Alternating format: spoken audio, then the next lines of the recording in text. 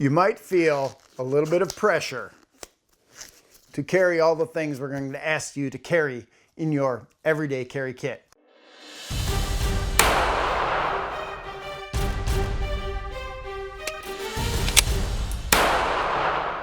Clearly, we're talking about first aid, and one of the things that people overlook are the nitrile gloves. Very important to have gloves in your first aid kit. And stop and think a little bit first about your first aid kit. You can buy a pre-built trauma kit. Has the tourniquet on the outside, Israeli bandage, shears, all kinds of other good stuff on the inside. Or you can go minimalist. This is an ankle wrap. I wear this around my ankle over the top of my boot. It has a tourniquet and an Israeli bandage. Basically, the minimal items of what I'm going to need if I'm involved in a deadly force incident or something else. Or you can get a pouch like this one from Elite Survival Systems and fill it up with anything that you want to put it in there.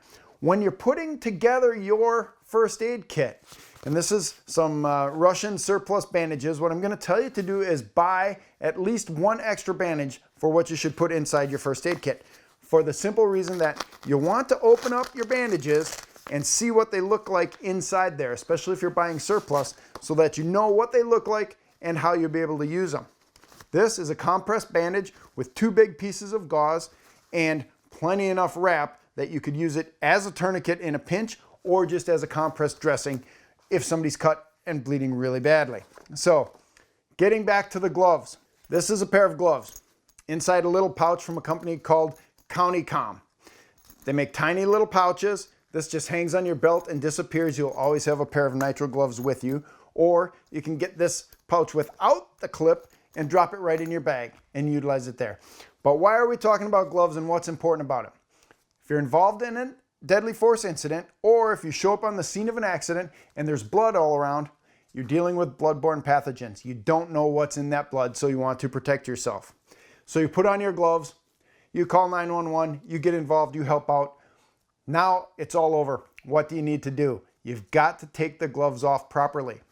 If your hands are bloody, you can't be sticking your fingers inside the glove because now you're getting the blood on top of yourself. So you want to make sure that you grab the glove from the outside, pull it down, turn it inside out, and then ball it up in this hand.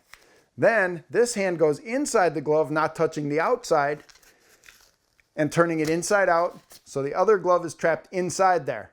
Now you can drop this in the proper disposal. Typically in the ambulance or one of the other first responders will have a place where you can properly dispose of bloody gear.